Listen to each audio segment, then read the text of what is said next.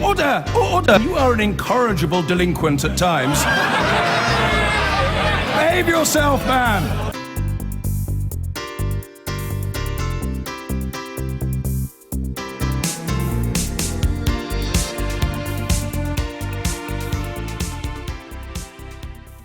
In New York, the international players backing the peace process in Syria are sitting down once again to discuss salvaging the ceasefire.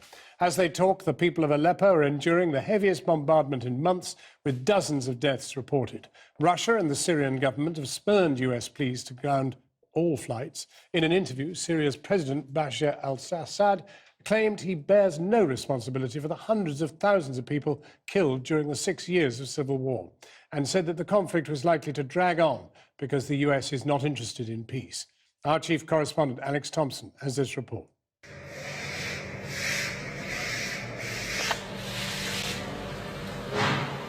And so the great Syrian ceasefire dies in the flames of Aleppo. Flames, residents say, caused by phosphorus bombs. Observers say overnight at least 45 civilians were killed there, trapped by the siege with no food or medical aid getting through. Ismail Al-Abdullah is an English teacher there. Living in Aleppo City is like hell. Today, according to civil defense sources, 20 barrel bombs hit Aleppo City and 8 airstrikes. We are suffering of lack medicine, lack of doctors, actually everything. Did you hear the airstrike? Yes, I heard the explosion. So yet more civilians and children buried by what these locals in East Aleppo insisted were airstrikes and barrel bombs from the Syrian government forces or Russian forces or both. If so, then this is what rejecting the American plea for a no-fly zone here looks like on the ground. A helicopter released a barrel bomb on this civilian building. So far we rescued 2 fatally injured children and a man who suffered an injury to his leg. There is an elderly man that we're attempting to rescue at the moment. 2 bloody events mark the epitaph for this dead ceasefire. The American-led coalition repeatedly bombing a Syrian army base at Deir ez-Zor, killing at least 60 soldiers, and then this.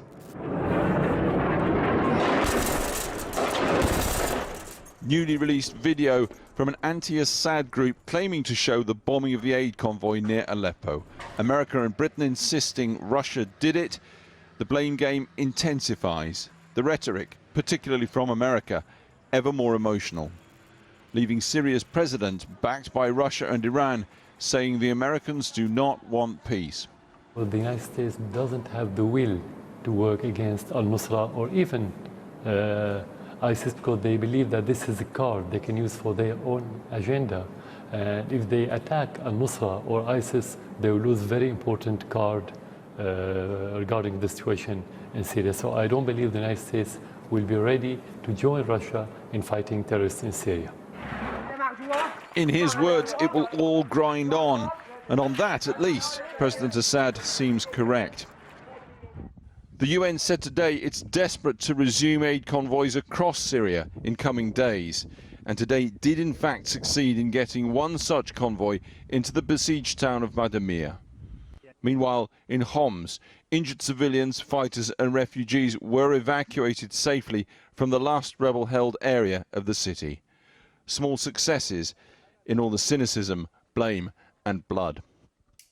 Alex Thompson reporting. Well, now in his first interview with this programme as Foreign Secretary, Boris Johnson has accused the Russians of being guilty of needlessly protracting the Syrian conflict. He said the puppeteers for what he called a proxy war were principally in the Kremlin.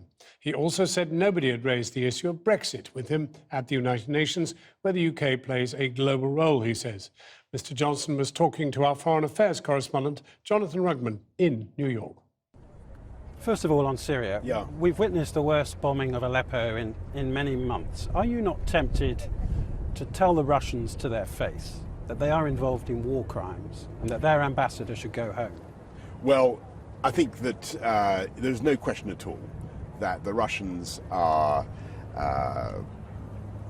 guilty of protracting needlessly this conflict, in the sense that they continue to be the sponsors of a regime that over the last 5 years of this war is responsible for the overwhelming majority. But you won't use the phrase deaths. war crimes. I think that there are particular reasons why at this stage, because of the evidence that we have or don't have, that going down that particular route is difficult at the moment. But what is absolutely clear is that the Russians bear the moral responsibility for what is taking place, because you've got aid convoys with UN markings on them being targeted. You've got medical facilities being blown up. But you've also got what looks like talking for the sake of talking. And correct, that's what it looks like. And I perfectly understand the impatience and the fury of people looking at what is going on here, because they will say, they will rightly say,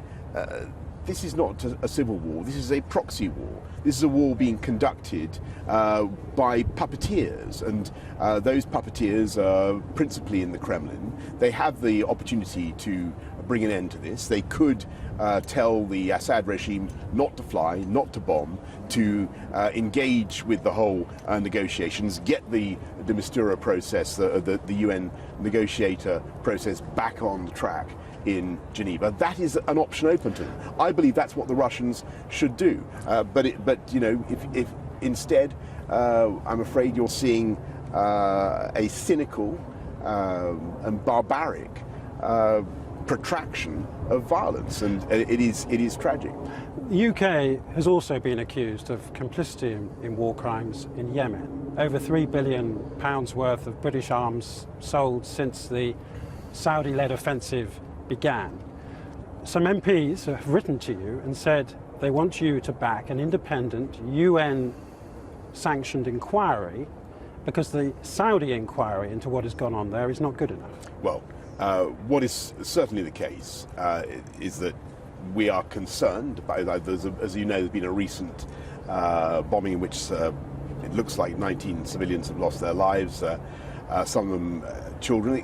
Of course, we're deeply concerned by that, and you're right, frankly, to draw attention to the arms. So why not put yourself behind an inquiry under UN auspices? Because what we are doing is using a very, very wide variety of information sources about what is happening to acquaint ourselves with the details. But you're getting most of your information from the Saudis. And here we are at the UN, and you're not prepared to say there should be an inquiry under UN auspices. Well, I don't happen to think that is the way forward.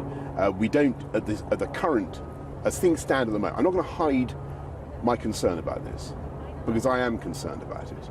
But as things stand at the moment, we don't think there are breaches of international humanitarian law. And I think it's a great mistake to try and, as I think you may be doing, to try and draw some equivalence between what is happening in Yemen with what is happening in Syria. The two things are really very different. I wanted to ask you about your transition to being Britain's top diplomat. Were you in the room when the Prime Minister met President Erdogan of Turkey this week? I was having other engagements, but I gather it was a very good meeting. It was rather lucky that you weren't there, I would have thought, given that you wrote that scandalous poem about him. I mean, well, I just wondered whether you feel you're walking on eggshells when you're dealing with countries like Turkey, which are very important. Let me tell you an interesting thing about all that sort of stuff. What's so fascinating, I mean, two points.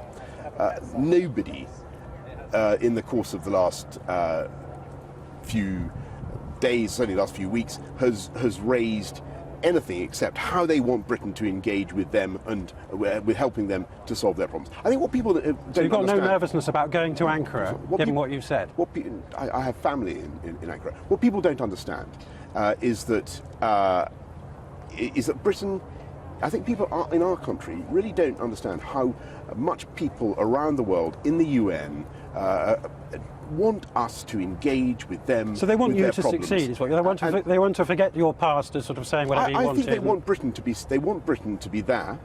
They want a global Britain that is actively engaged with the world, and they're seeing it. I see your fellow Foreign Minister Alan Duncan has been quoted as saying, in fact, he did say, he thought you never actually believed in Brexit and that you were just positioning yourself, hoping that the referendum would fail, so that you might become Prime Minister. I think what's fascinating about being here is that the second point is how few people actually want to discuss Brexit. They want to discuss what Britain is doing around the world. But on Brexit, there is no doubt at all in my mind, and what I campaign for and what I believe in is an opportunity to get out from under the I think the unnecessary burdens of So no European fisticuffs Union with Alan treaties. Duncan back in the Foreign Office? Get out from under the burdens of the European Union treaties and do a global free trade deal. Foreign Secretary, thank you very much for talking to me. Thank you. I've been getting away with it all